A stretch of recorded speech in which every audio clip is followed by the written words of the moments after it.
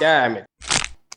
ఏంటిటా కుండబద్దలు కొడతా అట్ట. నమస్కారం, కుండబద్దల ప్రేక్షకులకి స్వాగతం. ఎప్పటి వరకు టీటీడీలో కల్తీ నెయ్యిలో జంతు కొవ్వు ఉంది అనేది మాత్రమే చంద్రబాబు నాయుడు బయటపెట్టాడు.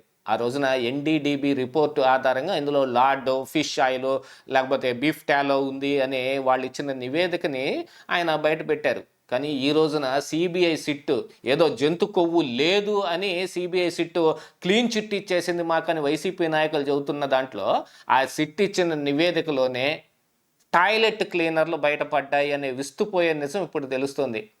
టాయిలెట్ క్లీనింగ్ కోసం వాడే యాసిడ్ ఏదైతే ఉంటుందో, హ్యార్పిక్ లాంటి యాసిడ్స్, వాటిల్లో వాడే లబ్సా అనే ఒక కెమికల్ని వీళ్ళు వాడినట్టుగా అందులో ఆ ట్రేసెస్ కనపడినట్టుగానే ఈ రోజున సిబిఐ సిట్ నివేదికలో ఇచ్చింది. 60వ పేజీలో క్లియర్గా మెన్షన్ చేసి మరీ ఇచ్చారు. అసలు ఈ లబ్సాని దేనికోసం వాడతారు, అసలు వీళ్ళు దేనికోసం వాడారు.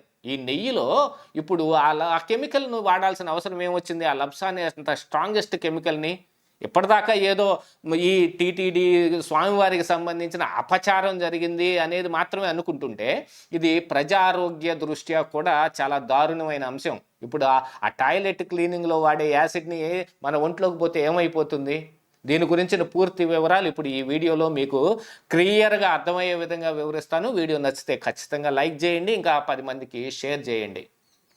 ఇప్పుడు మన దగ్గర ఉన్న కొంత సమాచారం ప్రకారంగా సిబిఐ సిట్టు 60వ పేజీలో మెన్షన్ చేసిన దాని విధంగా ఒక మనీష్ గుప్తా అనే ఒక వ్యక్తి దగ్గర నుంచి ఈ బోలేబాబా డైరీకి సంబంధించిన పొమిల్ జైన్ 8,900 కేజీల ఈ లబ్సా యాసిడ్ని కానీ లాక్టిక్ యాసిడ్ని కానీ కొన్నట్టుగా వాళ్ళు సిబిఐ సిట్లో 60వ పేజీలో మెన్షన్ చేశారు. దాంట్లో కొంత విషయాన్ని మీకు డైరెక్ట్గా చదివి వినిపిస్తాను. Sharma Vishal Gupta received Aadhaar details of Gyan Prakash Sharma and Vishal Rohila, who were employed of Pomil Jain. Accordingly, Manish Gupta prepared invoice in their names on various dates during the period for March 2022 to May 2024. ఇందులో పొమిల్ జైన్ దగ్గర పనిచేస్తున్న gain Prakash Sharma and Vishal రోహిత్ల పేరిట మనీష్ గుప్తా అనే వ్యక్తి ఎవరైతే ఈ lactic యాసిడ్ని కానీ లబ్సా అనే యాసిడ్ సల్లరీని కానీ ఈ పొమిల్ జైన్కి సప్లై చేశాడో, అతను ఇన్వాయిస్లు తయారు చేశాడు.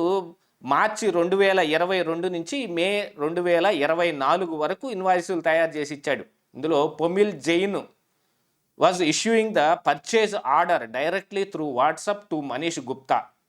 మనీష్ గుప్తాకి పొమిల్ జైన్ అనే వ్యక్తి బోలే బాబా డైరీలో వన్ ఆఫ్ ది ప్రమోటర్గా ఉన్న ఈ వ్యక్తి వాట్సాప్లో ఆర్డర్లు కూడా ఇచ్చాడు.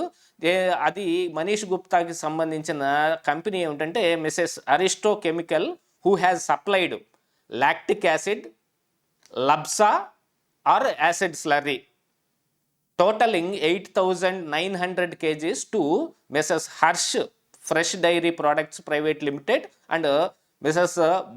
Bole Baba Organic Dairy Milk Private Limited during the above mentioned period.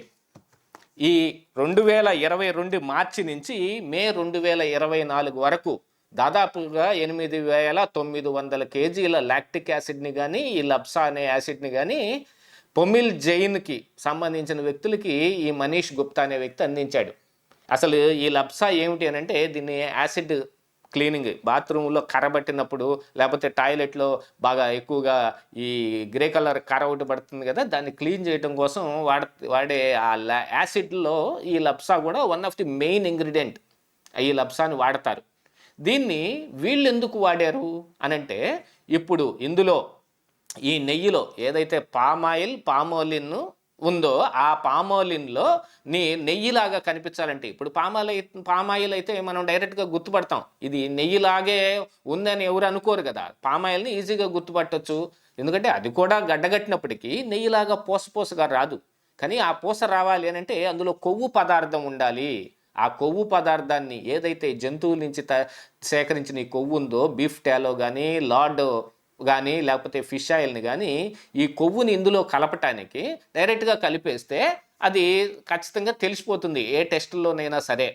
ఇప్పుడు ఈ సిబిఐ సిట్టు నిర్ధారించిన ఒక టెస్టులో 10% కంటే తక్కువ ఉన్న లాడ్ అయితే మనకి తెలియదు అనే విషయాన్ని కూడా ఆ పరీక్ష కేంద్రం తెలిపిన దానిలో ఇలాంటి ఒక మ్యానిపులేషన్ జరిగింది.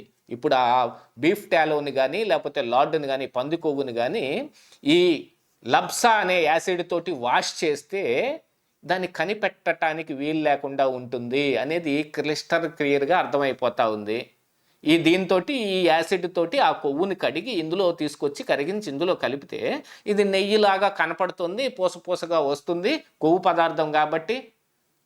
దీన్ని ఈ లబ్సాతో వాష్ చేస్తే దీన్ని ఏ టెస్ట్ కూడా కనిపెట్టలేదు. కాకపోతే ప్రస్తుతం మనకి ఈ సిట్కి అందిన సమాచారం ప్రకారంగా అందులో పేజీ నెంబర్ 60లో మెన్షన్ చేసిన దాని విధంగా ఈ లబ్సాని తోటే ఇప్పుడు ఆ కొవ్వు మొత్తం కడిగేసి అందులో పెడితే సిబిఐ సిట్కి ఆ విషయాన్ని లబ్సాకి తాలూకు ట్రేసెస్ కనపడ్డాయి అనేది ఆ టెస్టుల్లో కనపడుతున్న విషయం. ఎందుకంటే 4 శాంపిల్స్ని తీసి ఎన్డీడీబీకి పంపించకపోయినా ఎన్డీఆర్ఐలో దాన్ని టెస్ట్ చేశారు. ఇందులో అక్యూజ్డ్గా ఉన్న 3 ప్రిన్సిపాల్గాను సైంటిస్టులుగా పనిచేస్తూ మ్యానిపులేషన్ చేశారనే ఒక వాదన బయటకు నడుస్తున్నా అందులో ఏముంది అనేది అయితే ఖచ్చితంగా ఇవ్వాలి. ఇప్పుడు ఈ లాడ్ ఉందనో ఫిష్ ఆయిల్ ఉందనో దీని గురించి విషయాన్ని పక్కన పెట్టినా ఈ లబ్సా ఉంది అనే విషయాన్ని మరి వాళ్ళు టెస్టుల్లో రాశారు కదా. ఎందుకంటే శాంపిల్స్లో వచ్చే దాన్ని పరీక్ష చేసిన తర్వాత సెంట్రిఫ్యూజింగ్ చేసిన తర్వాతను లేకపోతే అనేక యాసిడ్లు కలిపి అందులో ఏముందనేది బయటకు కెమికల్ రియాక్షన్ ద్వారా వచ్చే ఈ టెస్ట్ రిపోర్ట్లని నోట్ చేస్తారు. ఆ నోట్ చేసిన దాన్ని కూడా మనకి ఇస్తారు. ఇప్పుడు మనం కూడా ఏదైనా యూరిన్ టెస్ట్ బ్లడ్ టెస్ట్ చేయించుకున్నప్పుడు ఆ రిపోర్టులో మనకి ఏముందో రాసిన దాంట్లో వచ్చిన మీటర్ రీడింగ్స్ ఒక స్లిప్ను కూడా దానికి అటాచ్ చేస్తారు చూడండి మనకి బ్లడ్ శాంపిల్స్ తీసినప్పుడు. అలాంటి ఈ శాంపిల్లో కనపడిన ఈ లబ్సాని ఇందులో కలిపారని కనపడుతుంటే కేవలం జంతు కొవ్వు అయితే స్వామివారికి ఒక్కళ్ళకి అపచారం అని అనుకోవాలి. ఇప్పుడు ఈ లబ్సా అయితే ఆ కోట్లాది మంది ఆ లడ్డూ ప్రసాదాన్ని ఎవరైతే తిన్నారో వాళ్ళందరి ఆరోగ్య పరిస్థితికి కూడా ఇది చాలా ప్రమాదం అని దాపురించే అవకాశాలు మెండుగా ఉన్నాయి.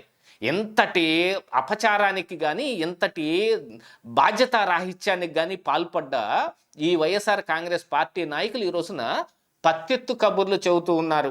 బోమన్ కరుణాకర్ రెడ్డి కావచ్చు లేకపోతే ఈ వైవి సుబ్బారెడ్డి కావచ్చు. ఇప్పుడేం చెబుతావు చంద్రబాబు, నువ్వు గుండు కొట్టించుకొని ప్రజలందరికీ క్షమాపణ చెప్పు అని అంటే ఈ లబ్సా గురించి మరి బోమన్ కరుణాకర్ రెడ్డి ఏం చెబుతాడు, వైవి సుబ్బారెడ్డి ఏం చెబుతాడు? ఈ విషయాలు మొత్తం తెలియాల్సిన అవసరం ఉంది. వీటన్నిటినీ బయట పెట్టిన తర్వాతనే ఈ కల్తీ నెయ్యి వ్యవహారం ఎక్కడైనా ముగింపునికి వచ్చేది. ఆ ముగింపు రానియకుండా ఈరోజు కులాల కుంపట్లు చేస్తూ ఉన్నారు. నేను ఆ కులాల కుంపట్ల మీద మరొక వీడియో కూడా మన కుండబద్దల్లో అప్లోడ్ చేయడం జరిగింది. దాన్ని కూడా మీరు ఖచ్చితంగా పరిశీలించండి, కింద లింక్ ఇవ్వటం కూడా జరుగుతుంది.